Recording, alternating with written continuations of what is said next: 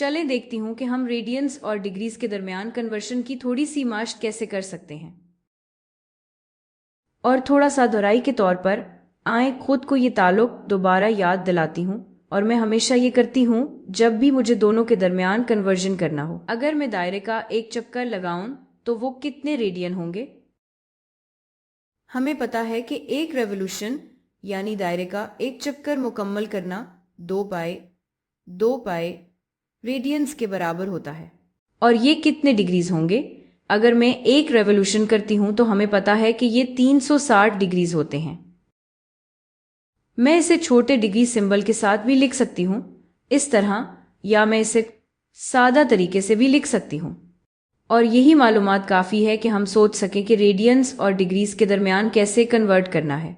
अगर हम इसे थोड़ा सा आसान बनाना चाहें तो दोनों तरफ 2 से डिवाइड कर सकते हैं और फिर पाए रेडियंस 180 के बराबर होंगे। या एक और तरीका यह है कि सर्कल का आधा रेवोल्यूशन रेडियंस में पाए होता है।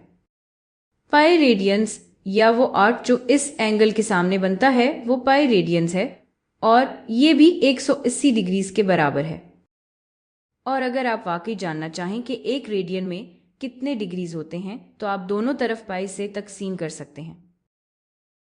तो अगर आप दोनों तरफ पाई से तकसीम करें तो आपको मिलेगा एक रेडियन यानी प्लूरल से सिंगुलर में आना पड़ेगा। एक रेडियन बराबर है 180 तकसीम पाई डिग्रीज के। तो मैंने बस ये किया कि दोनों तरफ पाई से तकसीम कर दिया। और अगर आप ये मालूम करना चाहें कि एक डिग्री में कितने रेडियंस होते हैं तो आप दोनों तरफ 180 से तकसीम कर सकते हैं।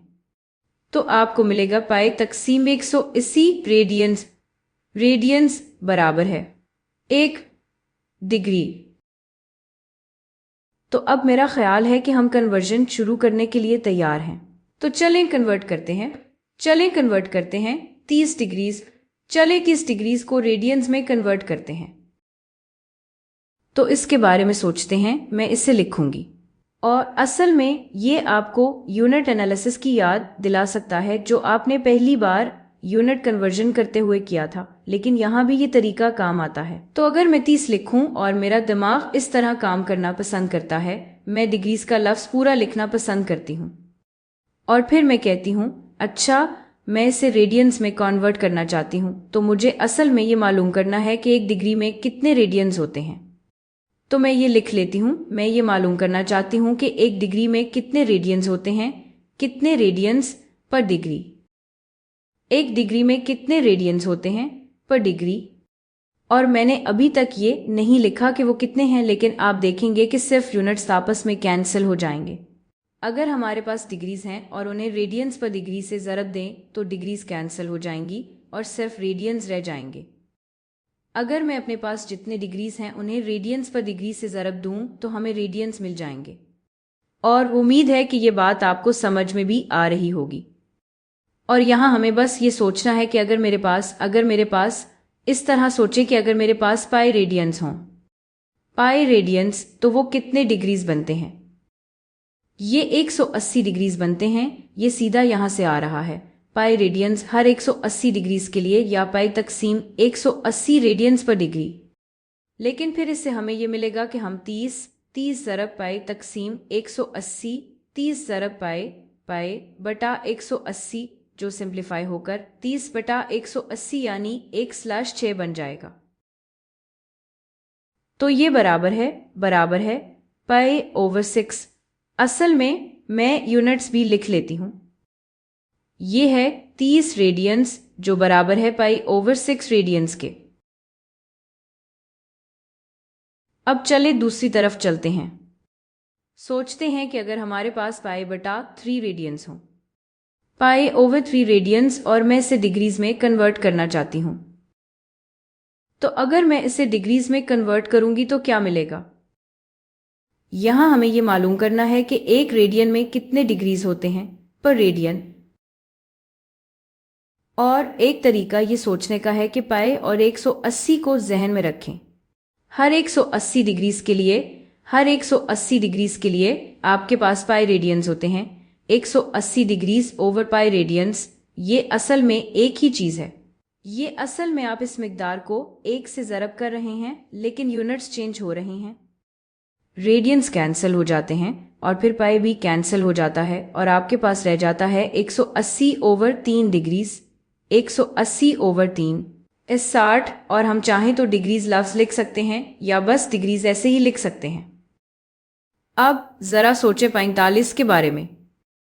तो 45 का क्या होगा, और मैं इसे ऐसे ही लिखूंगी ताकि आप इसे खुद समझ सकें। हम नोटेशन के साथ भी ये मालूम करेंगे ये कितने रेडियंस के बराबर होगा। तो 12, हमें ये सोचना है कि 1 डिग्री में कितने रेडियंस होते हैं। तो हम ज़रब करेंगे। हमें पता है कि हमारे पास पाई रेडियंस हैं। हमें पता है कि हमारे पास पाई रेडियंस हर 180 डिग्रीज के लिए होते हैं। या हम इसे इस तरह भी लिख सकते हैं, पाई रेडियंस हर 180 डिग्रीज के लिए। और ये शायद थोड़ा कम इंट्यूटिव लगे, डिग्रीज कैंसिल हो जाते हैं, इसीलिए मैं आमतौर पर लफ्ज़ लिखना पसंद करती हूँ और आपके पास रह जाता है 45/180 रेडियंस। असल में मैं ये अल्फाज के साथ लिख लेती हूँ। मेरे लिए ये ज़्यादा इंट्यूटिव है जब मैं नोटेशन इस्तेमाल करते हुए इसके बारे में सोच रही हूँ। तो 45 डिग्रीज ज़रब हमारे पास पाई रेडियंस हैं। पाई रेडियंस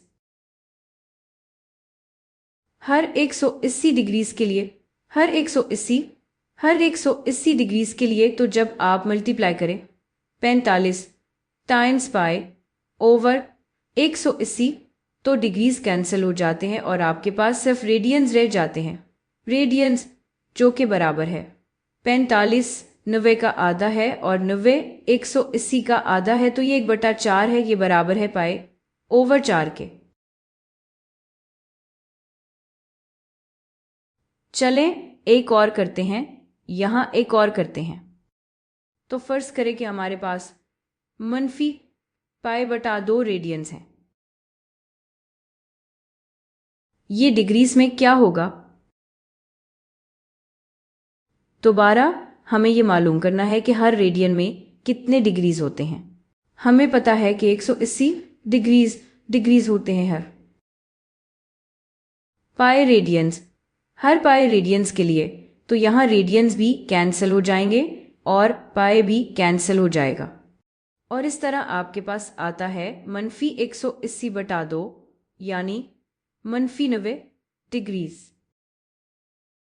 या हम इसे यूं भी लिख सकते हैं कि -90 डिग्रीज।